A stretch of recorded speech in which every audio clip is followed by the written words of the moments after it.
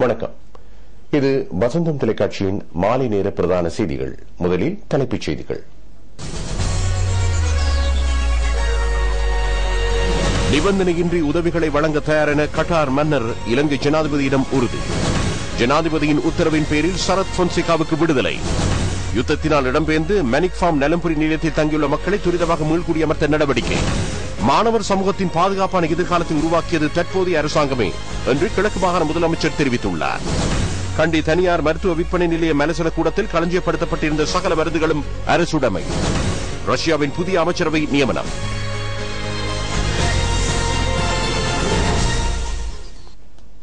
இனி விரிவான செய்திகள். இலங்கை துரிதமாக அபிவிருத்தி அடைய வேண்டும் என்பதே கட்டார் அரசாங்கத்தின் நோக்கம் என்பதுடன் அதற்கு எந்தவித ஒப்பந்தங்கள் அல்லது நிபந்தனைகளுமின்றி அனைத்து உதவிகளையும் வழங்க தயாராக இருப்பதாக கட்டார் மன்னரும் பிரதமரும் ஜனாதிபதி மஹிந்த ராஜபக்சவிடம் உறுதியளித்தனர்.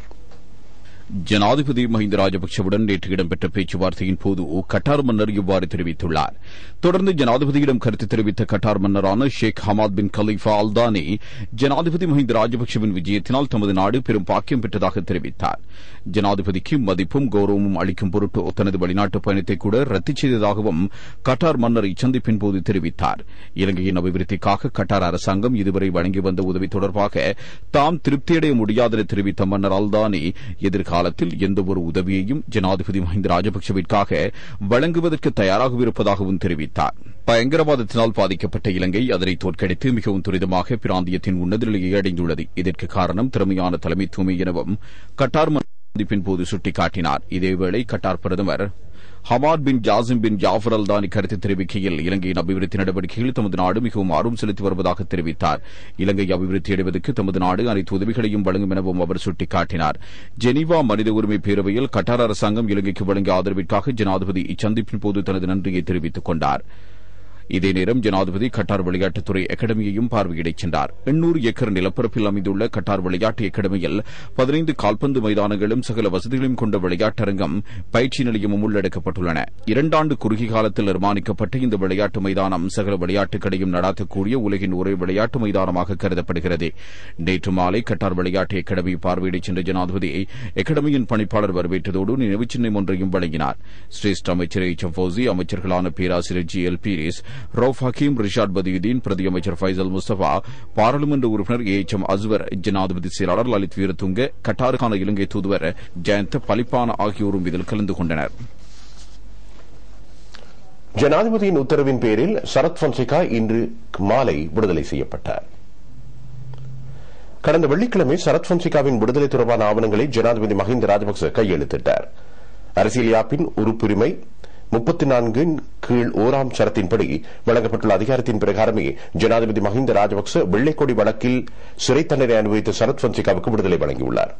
அத்துடன் ஹைகோர்ட் வழக்கில் 2வது நீதிமன்றம் வழங்கிய தீர்ப்பிலிருந்து சரத் பொன்சேகாவுக்கு நாட்டின் முப்படைகளின் தளபதி என்ற வகையில் ஜனாதிபதிக்கு இருக்கும் அதிகாரத்தின்படி விடுதலை வழங்கியுள்ளார். பொன்சேகாவின் சட்டத்தரணிகள் நீதிமன்றத்துக்கு சட்ட ரீதியான காரணங்களை முன்வைத்ததை அடுத்து சரத் பொன்சேகாவுக்கு விடுதலை கிடைக்கலாம் என பதில் ஊடகத்துறை அமைச்சர் லட்சுமணியாப்பா அபிவர்தன தெரிவித்திருந்தார். உச்சநீதிமன்றத்தில் தாக்கல் செய்யப்பட்ட 2 மேன்முறையீட்டு மனுக்களை வாபஸ் வாங்குவது தொடர்பாக பொன்சேகாவின் சட்டத்தரணிகள் நீதிமன்றத்தில் மனு ஒன்றை தாக்கல் செய்திருந்தனர். இதன் பிரகாரம் ஜனாதிபதி மஹிந்த ராஜபக்சவின் பொன்சேகாவை விடுதலை செய்யும் தீர்மானத்துக்கு அமைய பொன்சேகா அனுபவித்து வந்த 2 ஆண்டுகால சிறை தண்டனையிலிருந்து விடுதலை பெற்றார். யுத்தத்தினால் இடம்பெயர்ந்த வவுனியா மெனிக் ஃபார்ம் நலம்புரி நிலையத்தில் தங்கியுள்ள குடும்பங்களை துரிதமாக மீள்குடியமர்த்த நடவடிக்கை எடுக்கப்பட்டுள்ளது. செட்டிக்குளம் மெனிக் ஃபார்ம் நலம்புரி முகாமில் தங்க வைக்கப்பட்டுள்ள குடும்பங்களை மீள்குடியேற்றும் நடவடிக்கைகள் இறுதிக்கட்டத்தை அடைந்துள்ளன. தற்போது இந்த நலம்புரி நிலையத்தில் 6000 பேரே தங்கியுள்ளனர். இவர்கள் முல்லைத்தீவு பிரதேசத்தைச் சேர்ந்தவர்கள் என்பதுடன் கன்னிவெடிகள் முற்றுமுழுதாக அகற்றப்படாமையினால் மீள்குடியேற்ற பணிகள் தாமதமடைந்ததாக வவுனியா மாவட்ட செயலகம் தெரிவித்துள்ளது. ராணுவத்தின் பொறியியல் பிரிவு இதுவரை இந்த பிரதேசத்தில் குறிப்பிடத்தக்க அளவு கன்னிவெடிகளை அகற்றியுள்ளது. இப்பணிகள் முழுமையாக பூர்த்தியானவுடன் இந்த நலம்புரி கிராம மக்களை தமது சொந்த இடங்களில் குடியேற்றுவதற்கு அரசாங்கம் திட்டங்களை வகுத்துள்ளது. யுத்தத்தின் போது இடம்பெயர்ந்த 3 லட்சத்துக்கும் அதிகமானோர் நலன்புரி கிராமங்களில் தங்க வைக்கப்பட்டிருந்ததுடன் அவர்களில் பெரும்பாலானோர் அரசாங்கத்தினால் மீள்குடியமர்த்தப்பட்டுள்ளனர். கன்னிவெடிகள் அகற்றப்பட்டு பாதுகாப்பு உறுதிப்படுத்தப்பட்டவுடன் தங்களது சொந்த இடங்களுக்கு செல்லும் எதிர்பார்ப்புடன் இருப்பதாக இந்த நலன்புரி கிராமத்தில் தங்கியுள்ள மக்கள் தெரிவித்தனர். நாங்கள் அந்த சொந்த இடத்துக்கு போகணும்னு சொல்லி நாங்கள் கேட்டனாங்க. நாங்க கூட அங்க போயிருந்தோம். பெரிய ஒரு பண்டு உண்டாங்க இருக்கு. அப்ப அந்த பண்டு இப்ப கட்டமா இடிக்கப்பட்டு எனக்கு தெரிஞ்ச வரைக்கும் இப்ப கோம்பாவில் இருந்த பண்டு இடிக்கப்பட்டு வேணாவிலுக்குள்ளார பண்டு இடிக்கப்பட்டு அரவாசிக்குள்ள பண்டு கிடக்குது.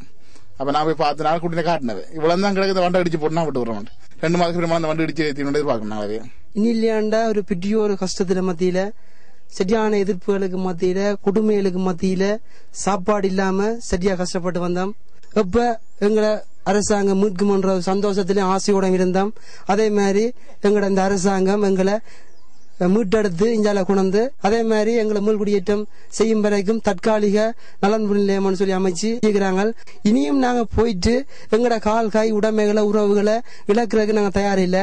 எங்களோட சொந்த காணிகள் சொந்த வீடுகள் எல்லாம் திருத்தப்பட்டு சொந்த காணிகள்ல நிரந்தரமா 1 மாதமோ 2 மாதமோ 5 மாதமோ பிந்தினா கூடி நிரந்தரமா எங்களை நல்ல ஒரு நிலத்துல கொண்டு விட்டு எங்களோட வாழ்க்கைய இன்னும் மேம்படுத்தணும்னு சொல்லி இந்த மீள்குடியேற்ற அமைச்சருக்கும் இந்த சந்தர்ப்பத்தில் நன்றி கூறி ஏனைய அரசாங்க ஜனாதிபதி எல்லாருக்கும் இந்த சந்தர்ப்பத்தில் நன்றி கூறுறதுக்கு நான் கடமைப்பட்டிருக்கின்றேன். தற்போதைய அரசாங்கமே மாணவர்களுக்கு பாதுகாப்பான எதிர்காலம் ஒன்றை ஏற்படுத்தி அனைத்து இன மக்களும் சமாதானத்துடன் வாழக்கூடிய சூழலை ஏற்படுத்தியது. எதிர்காலத்தில் எவ்வித பிரச்சனையும் இன்றி வாழ்வதற்கு தமிழ் மக்கள் தற்போதைய அரசாங்கத்துக்கு ஆதரவு வழங்க வேண்டும் என கிழக்கு மாகாண முதலமைச்சர் சிவனேசத்துறை சந்திரகாந்தன் தெரிவித்தார். அம்பாறை திருக்கோவில் பிரதேசத்தில் இடம்பெற்ற கூட்டம் ஒன்றில் உரையாற்றும் போதே மாகாண முதலமைச்சர் சிவனேசத்துறை சந்திரகாந்தன் இவ்வாறு தெரிவித்தார். அரசாங்கத்தின் எதிர்கால திட்டங்கள் தொடர்பாக தமிழ் மக்களுக்கு விளக்கமளிக்கும் நோக்கில் இந்த கூட்டம் இடம்பெற்றது. கடந்த 30 வருட எல்டிடி பயங்கரவாதத்தினால் தமிழ் மக்களே அதிகளவு பாதிப்படைந்தனர். சிறுவர்களை படையில் இணைத்தமை மற்றும் தற்கொலை குண்டுதாரிகளாக உபயோகித்தமை உள்ளிட்ட பயங்கரவாத செயற்பாடுகளில் சிறுவர்களை ஈடுபடுத்தி அவர்களது வாழ்க்கையை எல்டிடி அமைப்பு சீர்குலைத்து வந்தது. இவை எல்லாவற்றையும் முடிவுக்கு கொண்டு வந்து பயங்கரவாதத்தை பூண்டோடு ஒழித்த தற்போதைய அரசாங்கம் மக்களின் நலனுக்காக பாரிய செயற்திட்டங்களை ஆரம்பித்துள்ளதாக கிழக்கு மாகாண முதலமைச்சர் இந்த கூட்டத்தில் சுட்டிக்காட்டினார். ஜனாதிபதியின் அம்பாறை மாவட்ட இணைப்பாளர் இனிய பாரதி, கே புஷ்பகுமார் மற்றும் கிழக்கு மாகாண அமைச்சர் துரையப்பா நாராயணராஜா உள்ளிட்டோர் இதில் கலந்து கொண்டனர். 2016 ஆண்டில் கல்வி பொதுத்தராதர சாதாரண தரத்தில் சித்தியடைவோரின் வீதாசாரத்தை மேம்படுத்துவதற்கான வேலைத்திட்டங்கள் முன்னெடுக்கப்பட்டுள்ளன. சித்தியடையும் வீதத்தினை 80% அதிகரிப்பதே நோக்கம் என்று அமைச்சர் மந்துல குணவர்தன தெரிவித்தார். විද්‍යාව ගණිතය යනාදී ඉහළ சாதன மட்டமாக பெண்ணும் கலත් விஞ்ஞானம், கணிதம் உள்ளிட்ட பாடங்கள் உயரிய அடைவு மட்டத்தினை காண்பித்த போதிலும் நாம் எதிர்பார்க்கும் அடைவு மட்டத்தை எட்டவில்லை. 2016 ஆண்டளவில் விஞ்ஞானம், கணிதம், ஆங்கிலம் உள்ளிட்ட பாடங்களில் சித்தியடையும் விதத்தை 80% அதிகரிப்பதே எமது இலக்காகும். இதற்காக தேசிய கல்வி நிர்வாகம், கல்வி அமைச்சு, பரீட்சை திணைக்களம், நூல் வெளியீட்டு திணைக்களம் ஆகியன கூட்டாக இணைந்து பல்வேறு வேலை திட்டங்களை முன்னெடுத்துள்ளன. அமைச்சில் இன்று இடம்பெற்ற செய்தியாளர் மாநாட்டிலேயே அமைச்சர் பந்துல குணவர்தன இவ்வாறு கூறினார். கல்வி பொதுத்தராதர சாதாரண தர பரீட்சையில் விஞ்ஞானம், கணிதம், ஆங்கிலம் ஆகிய பாடங்களுக்கான வினாத்தாள்கள் மற்றும் விடைகள் கொண்ட கையேடுகளை சந்தைக்கு வழங்கவும் நடவடிக்கைகள் எடுக்கப்பட்டன. சிறந்த தரமிக்க நூல்களை குறைந்த விலையில் சந்தைக்கு வழங்கவும் திட்டமிடப்பட்டுள்ளதாகவும் அமைச்சர் கூறினார். இந்த நிகழ்வில் பாராளுமன்ற உறுப்பினர் மொஹான்லால் கிரேரு, கல்வி அமைச்சின் செயலாளர் HM குணசேகர் உள்ளிட்டோரும் கலந்து கொண்டனர். கண்டி தனியார் மருந்து விற்பனை நிலையத்தில் மருந்துகள் மலசல கூடத்தில் களஞ்சியப்படுத்தப்பட்டிருந்தன. இந்த மருந்துகள் அனைத்தும் அரசுடைமையாக்கப்பட்டன. நறுமணங்கள் மற்றும் தேசிய ஊடகங்கள் கட்டுப்பாட்டு அதிகார சபையின் கண்டி மாநகர எல்லை பிரதேசத்தில் மருந்து விற்பனை நிலையங்களை சோதனையிட்ட போதே இது தொடர்பான தகவல்கள் பெறப்பட்டன.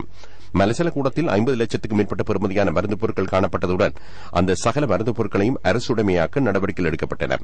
பெறுமதிமிக்க மருந்துகள் இங்கு காணப்பட்டன. இந்த மருந்து விற்பனை நிலையம் உள்ளிட்ட கண்டி நகரில் உள்ள மேலும் 2 தனியார் மருந்து விற்பனை நிலையங்களுக்கு எதிராக வழக்கு தாக்கல் நடவடிக்கைகள் எடுக்கப்பட்டுள்ளன. மருந்து விற்பனை நிலையங்களில் குளிரூட்டிகள் பொருத்தப்படாமை, வைத்தியர்களின் பரிந்துரையின்றி மருந்து விற்பனை, உணவுப் பொருட்கள் மற்றும் மருந்து வகைகளை ஒரே குளிர்சாதன பெட்டியில் வைத்திருந்தமை, பயிற்றப்படாத ஊழியர்கள் சேவையில் ஈடுபடுத்தப்பட்டமை உள்ளிட்ட பல குற்றச்சாட்டுகளுக்கு எதிராக வழக்கு தாக்கல் செய்யப்பட்டது. இதற்கு முன்னரும் தரக்குறைவான மருந்து பொருட்களை விற்பனை செய்தமை தொடர்பாக கண்டி நகரில் உள்ள மருந்து விற்பனை நிலைய உரிமையாளர்களை அறிவூட்டும் வேலைத்திட்டமும் முன்னெடுக்கப்பட்டது. நறுமணங்கள் மற்றும் தேசிய ஊடகங்கள் அதிகார சபையின் பணிப்பாளர் டாக்டர் ஹேமந்த பெனரகம் உள்ளிட்டோர் இந்த நிகழ்வில் இணைந்திருந்தனர். இலங்கை விவசாயத்துறை அபிவிருத்தியின் மற்றொரு மைல்கல்லாக சோள ஏற்றுமதி நாளை ஆரம்பமாகும். முதலாவது தொகுதி சோளம் தாய்வானுக்கும் கனடாவுக்கும் ஏற்றுமதி செய்யப்பட உள்ளதாக இன்று கொழும்பில் இடம்பெற்ற செய்தியாளர் மாநாட்டில் அமைச்சர் மஹிந்த யாப்பா அபிவர்தன தெரிவித்தார்.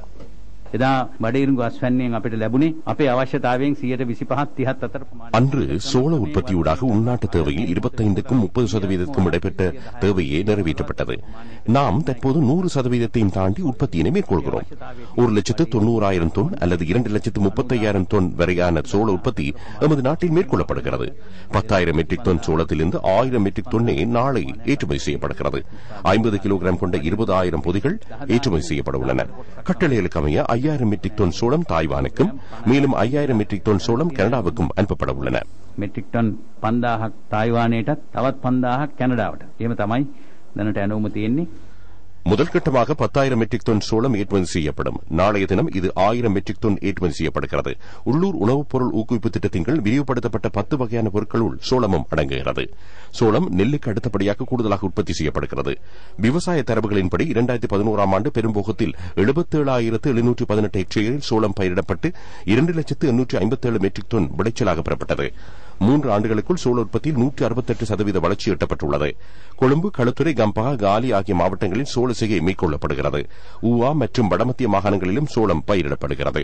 எதிர்காலத்தில் வடமாகாணத்தில் சோளம் பயிரிட திட்டமிடப்பட்டுள்ளது. சோள ஏற்றுமதி மூலம் ஆண்டொன்றுக்கு 300 மில்லியன் ரூபாய் வெளிநாட்டு செலாவணியை பெற்றுக்கொள்ள எதிர்பார்க்கப்படுகிறது. மேலதிக பயிற்சியில் ஈடுபட்டுள்ள விவசாயிகளுக்கு உர நிவாரணம் இன்று முதல் வழங்கப்பட உள்ளது. ஜனாதிபதியின் ஆலோசனையின் பிரகாரம் மேலதிக பயிற்சியில் ஈடுபட்டுள்ள விவசாயிகளுக்கு உர நிவாரணம் வழங்கும் நடவடிக்கைகள் ஆரம்பிக்கப்படுவதாக அமைச்சர் S.M. சந்திரசேன தெரிவித்தார். அனுராதபுரத்தில் இடம்பெற்ற கூட்டம் ஒன்றில் உரையாற்றும் பொழுதே அமைச்சர் S.M. சந்திரசேன இதனை கூறினார். புதிய திட்டத்தின்படி மேலதிக பயிற்சியின் ஊடாக நாட்டை தன்னிறைவு அடைய செய்வது அரசாங்கத்தின் நோக்கமாகும். தற்போதைய வறட்சியுடன் கூடிய காலநிலையில் நெச்சிகைக்கு தேவையான நீரை பெற்றுக் கொள்வதில் பிரச்சினைகள் எழுந்துள்ளன. மேலதிக பயிற்சிகளில் கூடுதலாக ஈடுபடுமாறு விவசாய அமைச்சு விவசாயிகளை கோரியுள்ளது. இதன் அடிப்படையில் புதிய நிவாரண திட்டங்கள் மேலதிக செய்கைகளை மேற்கொள்ளும் விவசாயிகளுக்கு வழங்கப்படும் என அமைச்சர் சுட்டிக்காட்டினார். பயறு, காப்பி, சோளம், எள்ளு, மிளகாய் உட்பட மேலதிக பயிற்சிகளை மேற்கொள்வோருக்கு இந்த நிவாரணம் வழங்கப்படும். யாழ் பல்கலைக்கழக மருத்துவக்கூடத்தின் சகவாழ்வை நோக்கி எனும் மருத்துவ கண்காட்சி இன்று ஆரம்பமானது. யாழ் மருத்துவப்பீட வளாகத்தில் ஆரம்பமான இந்த கண்காட்சியை கண்டுகளிக்க பெருந்திரளான மக்கள் வருகை தந்த வண்ணம் உள்ளனர். பல்கலைக்கழக துணைவேந்தர் பேராசிரியை வசந்தி அரசரட்னம் பிரதம அதிதியாக கலந்து கொண்டு இந்த கண்காட்சியை ஆரம்பித்து வைத்தார். சுகவாழ்வை நோக்கி என்ற துணிப்பொருளில் நடைபெறும் இந்த மருத்துவ கண்காட்சியில் பல்வேறுபட்ட மருத்துவ ஆலோசனைகள் உள்ளிட்ட மருத்துவம் சார் விளக்கங்களை பெற்றுக்கொள்ள யாழ் குடாநாட்டு மக்களுக்கு வாய்ப்பு கிட்டியுள்ளது.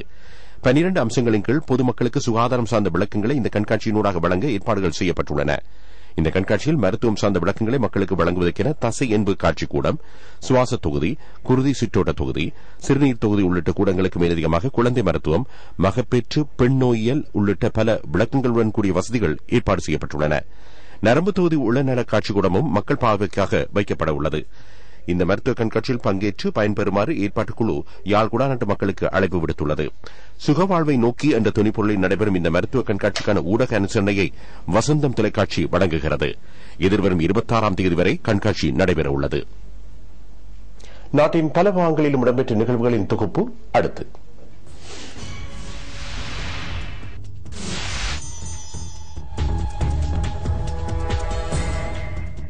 ஜனசேவன வீடமைப்பு திட்டத்தின் கீழ் பானம குருலங்கம பிரதேசத்தில் 50 வீடுகள் நிர்மாணிக்கப்பட உள்ளன. அமைச்சர் திமல் வீரவன்ச இதற்கான அடிக்கல்லை நாட்டி வைத்தார். பானம குருலங்கம பிரதேசத்தில் வீடுகளற்ற 50 குடும்பங்களுக்கு 10 லட்சம் ரூபாய் பெறுமதியான வீடுகள் நிர்மாணித்துக் கொடுக்கப்பட உள்ளன. மாகாண அமைச்சர் M.S. சுதுமாலபை உட்பட பலர் இதில் கலந்து கொண்டனர். கால்நடை உற்பத்தி தொடர்பான கண்காட்சி ஒன்று குளியாப்பிட்டிய சாரநாத் மகாவித்தியாலயத்தில் இடம்பெற்றது. அமைச்சர் ஆறுமுகன் தொண்டமான் இக்கண்காட்சியை பார்வையிட்டார். பிரதேச முட்டை உற்பத்தியாளர்களுடன் கலந்துரையாடிய அமைச்சர் கோழி பண்ணைகளுக்கு விஜயம் செய்தார். அவர்கள் எதிர்நோக்கும் பிரச்சினைகளையும் கேட்டறிந்து கொண்டார். யுத்தம் முடிவடைந்து 3 ஆண்டு நிறைவையொட்டி கிழக்கில் மண்முனை பகுதியில் மீள்குடியேறிய மக்களுக்கு தற்காலிக வீடுகள், கிணறுகள், மலசலக்கூட வசதிகள் ஆகியன ஏற்படுத்திக் கொடுக்கப்பட்டன. பிரதியமைச்சர் MLA மிஸ்புல்லா இதில் பிரதம அதிதியாக கலந்து கொண்டார்.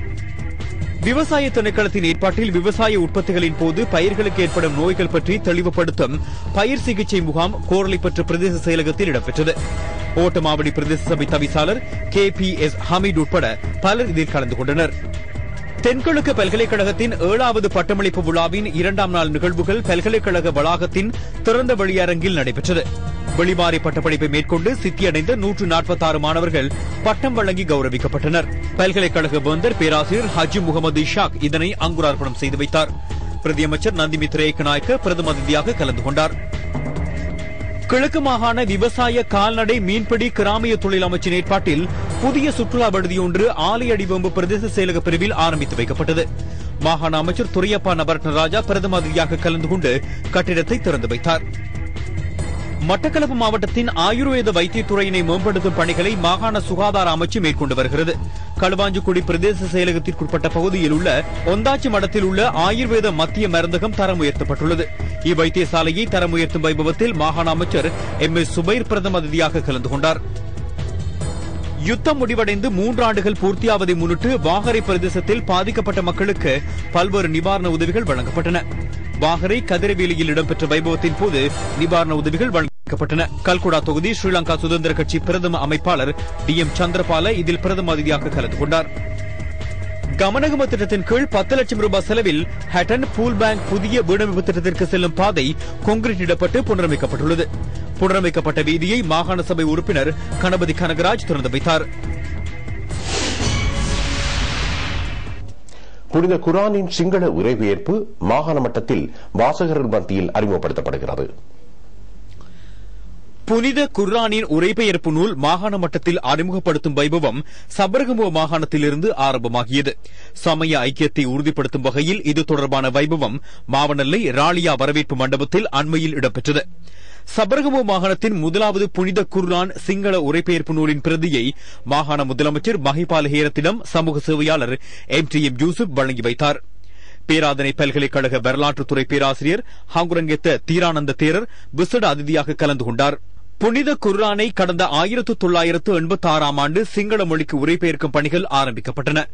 14 பகுதிகளாக கொண்ட இந்த நூல் சிங்களத்தில் உரைபெயர்க்கப்பட்டதன் பின்னர் அதன் முதல் பிரதி பிரதமர் DM ஜாரட்னவிடம் கொழும்பு பண்டாரநாயக்க ஞாபகார்த்த மாநாட்டு மண்டபத்தில் வைத்து வழங்கப்பட்டமை குறிப்பிடத்தக்கதாகும். சமயங்களுக்கிடையே ஐக்கியத்தை உறுதிப்படுத்தும் வகையில் ஏராளமான பௌத்த தேரர்களும் இதில் கலந்து கொண்டனர். சிரேஷ்ட அமைச்சர் அதாவது செனவிரத்ன, பிரதியமைச்சர் லலித் திசாநாயக்க உட்பட பலர் கலந்து கொண்டனர். இலங்கை ஜமாஅத்தே இஸ்லாமியின் மாவநிலை கிளை இதனை ஏற்பாடு செய்திருந்தது. தேசிய டெங்கு ஒழிப்பு வாரத்தை முன்னிட்டு பல்வேறு டெங்கு ஒழிப்பு நிகழ்வுகள் நேற்றைய தினமும் இடம்பெற்றன. காரைதீவு பிரதேச சபை ஏற்பாடு செய்த டெங்கு ஒழிப்பு வேலை திட்டம் காரைதீவு பிரதேச சபை தவிசாளர் செல்லையா ராசையா தலைமையில் மாளிகைக்காடு தோனா பகுதியில் இடம்பெற்றது. மாளிகைக்காடு ஹல் உசைன் மத்திய வித்தியாலயத்திற்கு அருகிலுள்ள நீர்த்தேங்கு தோனா பகுதியில் சாப்பை எனப்படும் ஒரு வகை புல்லினம் அடர்த்தியாக வளர்ந்துள்ளதனால் இங்கு நுளம்பு பெருகுவதனால் இத்தாவரத்தின் பூவினால் இப்பகுதியில் உள்ளவர்களுக்கு சுவாச நோயும் ஏற்படுகிறது. இப்பகுதியில் உள்ள பாடசாலை மாணவர்களும் இதனால் பாதிப்படைகின்றனர். இப்புல்லினத்தை அகற்றி தோனாவை சுத்தப்படுத்தும் வேலைகள் ஆரம்பித்து வைக்கப்பட்டன.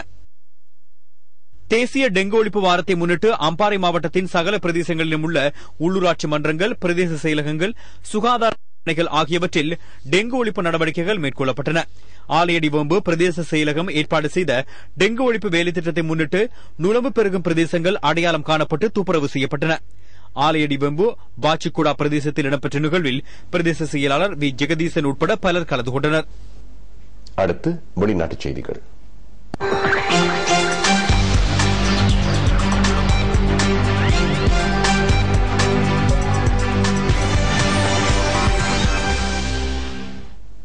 ரஷ்ய ஜனாதிபதி விளாடிமிர் புட்டின் புதிய அமைச்சரவையை நியமித்துள்ளார். முன்னாள் ஜனாதிபதி டிமித்ரி மெட்வெடேவின் ஆட்சியின் போது அமைச்சரவையில் இருந்த ஒரு சிலரும் புதிய அமைச்சரவையில் இடம்பெற்றனர். ஜனாதிபதி விளாடிமிர் புட்டின் புதிய பொருளாதார கொள்கையை வகுப்பது தொடர்பிலும் விசேடமாக கவனம் செலுத்தியுள்ளார். நிதி திட்டமிடல் மற்றும் அது சார்ந்த செயற்பாடுகளுக்காகவும் புதிய அமைச்சரவையில் விசேட முக்கியத்துவம் வழங்கப்படும் என ரஷ்ய ஜனாதிபதி விளாடிமிர் புட்டின் தெரிவித்துள்ளார். பெட்ரோலிய வளத்தின் மீது மாத்திரம் தங்கியுள்ள ரஷ்ய பொருளாதாரத்தினை மாற்றியமைக்கும் பல திட்டங்களும் முன்னெடுக்கப்படும் என பிரதமர் டிமித்ரி மெட்வெடேவ் தெரிவித்துள்ளார். இத்துடன் இந்த செய்தி அறிக்கை நிறைவு பெறுகிறது. நமது அடுத்த செய்தி அறிக்கையை இன்றிரவு 8 மணிக்கு வசந்தம் தொலைக்காட்சியில் எதிர்பாருங்கள். வணக்கம்.